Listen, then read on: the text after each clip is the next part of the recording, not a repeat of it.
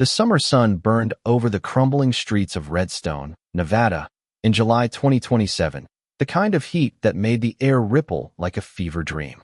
Dust clung to everything: cracked sidewalks, rusted mailboxes, and the faded stucco of a tired apartment complex on Juniper Street. Inside apartment 4C, Sarah Monroe pounded her fists against a locked door, her knuckles raw and streaked with blood. The padlock outside clanged but held tight, mocking her desperation. Her daughter, Mia, only 7, pressed herself against Sarah's leg, her voice barely a whisper. "Mommy, he's coming back." Heavy boots thudded up the stairwell, slow and deliberate, each step a promise of something cruel. The air inside was thick, stale with sweat and terror. Sarah's eyes scanned the room. Shattered whiskey bottles glinted in the slanted light from broken blinds. A toppled chair lay in the corner, and the faint smell of cigarette smoke lingered like a bad memory.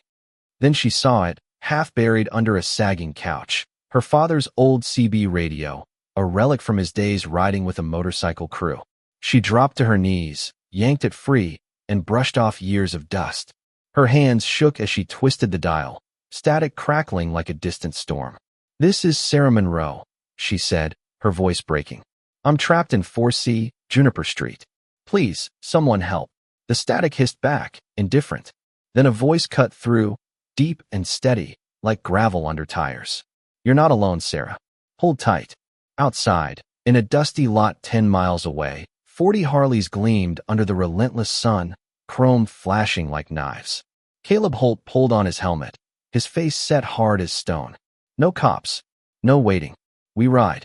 Engines roared to life, a chorus of thunder that shook the ground. Tires screeched against asphalt, kicking up clouds of red dust as the convoy tore toward Redstone. Inside the apartment, Sarah clutched Mia, whispering, "They're coming, baby." The boot stopped outside the door. Keys jangled, and a voice slithered through the woodlow, mean, smiling. "Sarah, you think you can keep me out of my own place?" It was Victor Kane, his words dripping with a control that made her skin crawl. Mia whimpered, clutching a stuffed rabbit missing one ear. Sarah shoved a splintered dresser against the door, its legs scraping a jagged line into the floorboards. The lock rattled as Victor pushed, the dresser jumping an inch. Sarah leaned her weight against it, her heart hammering. The radio crackled again. "Sarah, this is Caleb. We're close. Stay with me." Her breath caught at the sound of her name, a lifeline in the chaos. Outside, the first rumble of engines rolled through the streets, low and growing louder, like a storm breaking open. Victor froze. "What the hell is that?" Sarah's voice was steady for the first time. "Something you didn't expect." The Harleys hit Juniper Street like a tidal wave, their roar drowning out the midday hum of Redstone. Caleb killed his engine first, scanning the building's chipped facade. Apartment 4, 4th floor, crooked blinds, a red door. He keyed the radio. "Sarah, we're here." Inside, Sarah heard the growl through the window, felt it in her chest. She pressed Mia's face into her shoulder, whispering, "They're here." Victor's anger flared. "You called someone? You think they'll get here before I do?" He slammed his shoulder into the door, and the dresser slid another inch. Sarah pushed back, her arms burning. Then came a crash from below, metal on metal, the ground floor door giving way. Footsteps pounded up the stairs, fast and heavy, not Victor's deliberate stride. The hallway filled with the smell of leather and gasoline. Victor spun, grabbing a kitchen knife from the counter. "Who's out there?" he shouted. The door exploded inward, splinters flying. Marcus Tate, Caleb's second, ducked low, a crowbar in one hand. "Drop it," he said, his voice calm, almost lazy. Victor's eyes darted between Marcus and the others filling the doorway. Big men, leather vests, no fear. Caleb stepped in last, his presence like a storm cloud. "This ends now, Kane." Victor lunged, the knife flashing. It grazed Marcus's vest, catching on a patch. Ethan Cole moved faster than thought. One punch to Victor's ribs, another to his jaw. The knife clattered to the floor, and Victor crumpled beside it. Silence hit like a wave. Sarah stood trembling, her lip bleeding from where Victor had struck her earlier. Mia peeked out from behind the couch, clutching her rabbit. Ethan knelt, his voice soft. "It's okay, kid. It's over." Caleb picked up the CB radio from the counter and set it beside Sarah. "Keep this. Channel's always open." She nodded, words stuck in her throat. Mia touched Caleb's vest, her fingers brushing the skull and wings patch with the letters, Elfar, live free, ride. Are you heroes? She asked. Caleb's smile was brief, tired. Just men who don't look away. The bikers left as quickly as they came, their engines fading into the heat. Sarah watched from the window as 40 Harleys rolled out, sunlight blazing off chrome, dust swirling in their wake. The padlock lay broken on the floor, the door hanging crooked but free. Mia pressed against her, whispering, "They came, Mommy." Sarah kissed her forehead, tasting sweat and relief. "They did, baby." The police arrived late. As always, their sirens a faint whine against the silence the bikers left behind. They took Victor away in cuffs, his face swollen, his threats muffled. Sarah expected peace to flood in, but the apartment felt heavy, the quiet too big. Freedom, she realized, could still feel like a cage if you didn't know where to run. 2 days later, Sarah and Mia moved into a small apartment above a mechanic shop on Sagebrush Road, a favor from Caleb's friend, an old man with grease-stained hands and a kind smile. The air smelled of oil and possibility. Sarah took back her old job at the corner diner, now called Mia's Place, its windows patched, its walls painted fresh. She tied on an apron and poured coffee, ignoring the whispers from customers who knew her story.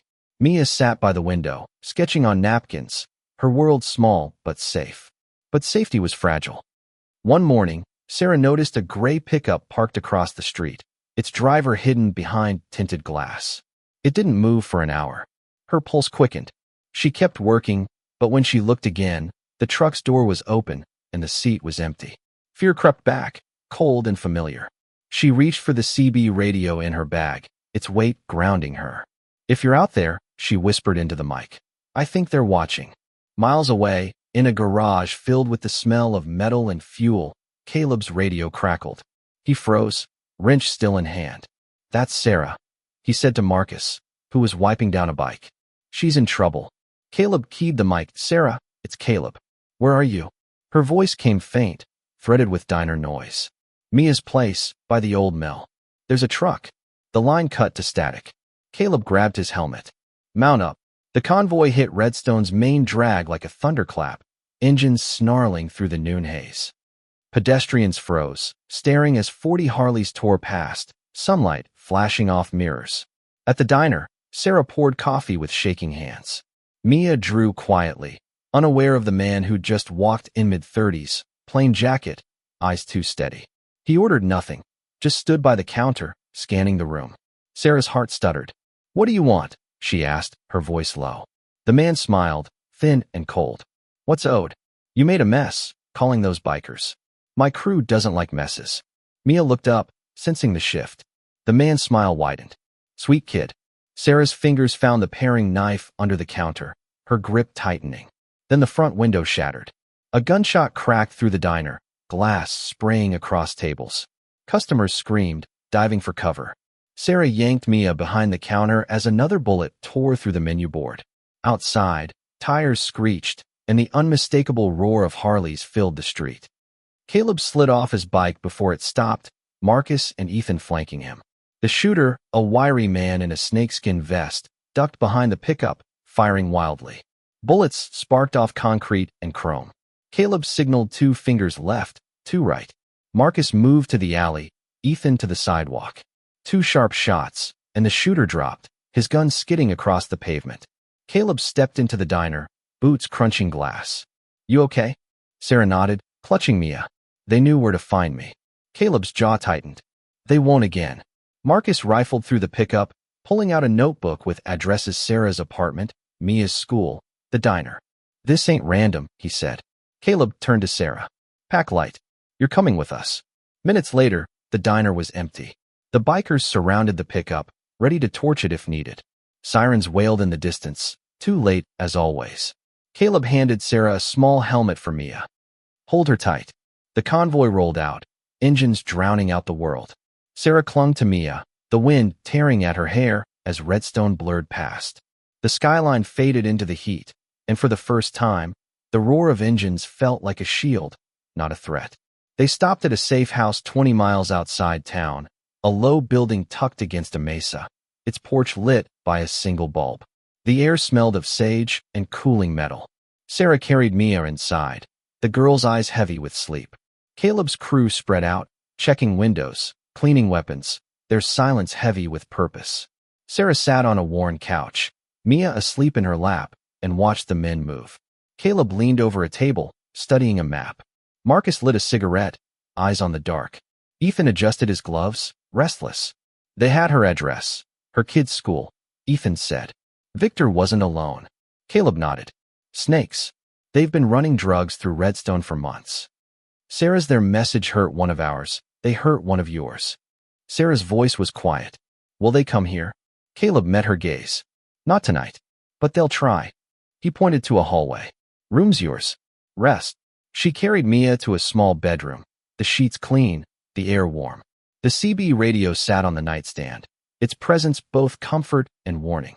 She turned off the lamp and listened to the low voices from the main room, her hands steady for the first time in hours. Midnight brought in new sound engines, throttled low, creeping closer. Caleb killed the lights, moonlight spilling through the blinds. Marcus whispered, snakes. 5 bikes, maybe a truck. Caleb drew his pistol. Positions. The men moved like shadows. Marcus to the back window, Ethan with a shotgun, young Noah slipping outside to flank. Sarah woke to the noise, her heart racing. She locked the bedroom door, pulling Mia close. A flashlight beam swept the wall outside. Logan's voice crackled through the radio. Stay down, Sarah. The first snake reached the porch, prying at the door with a crowbar. Caleb slammed it open, his pistol meeting the man's chest.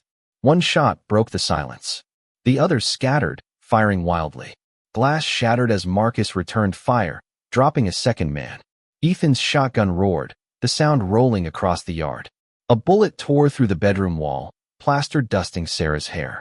She shielded Mia, grabbing the radio. We're hit. Caleb's voice came steady. We've got them. Stay low. Outside, the fight was chaos. Muzzle flashes, shouts, the scream of a truck peeling away. Noah tackled a snake, sending a knife skidding into the sand. Caleb moved through the smoke, 2 shots felling the last 2 men. Silence returned, heavy and sharp. Caleb stepped inside, finding Sarah in the hallway, Mia clinging to her. You okay? She nodded, dust in her hair. Close call. He glanced at the bullet hole above her head. Too close. They dragged a wounded snake inside, his vest marked with the same serpent patch as Victor's. Caleb crouched low. Tell your boss. Next time, we bring the whole chapter. The man spat blood. You can't stop us. Caleb's voice was ice. Watch me. They left him tied up, the desert swallowing the evidence as dawn broke. By sunrise, the safe house was quiet, the sand smoothed over, the bikes lined up like sentinels. Caleb's crew rode out to the snake's camp, a junkyard 15 miles south, littered with rusted cars and black tents. The snake's leader, a wiry man with a viper tattoo curling up his arm, barked orders by a smoldering fire. He didn't see the Harleys crest the ridge until it was too late. Caleb led the charge, engines howling, dust choking the air.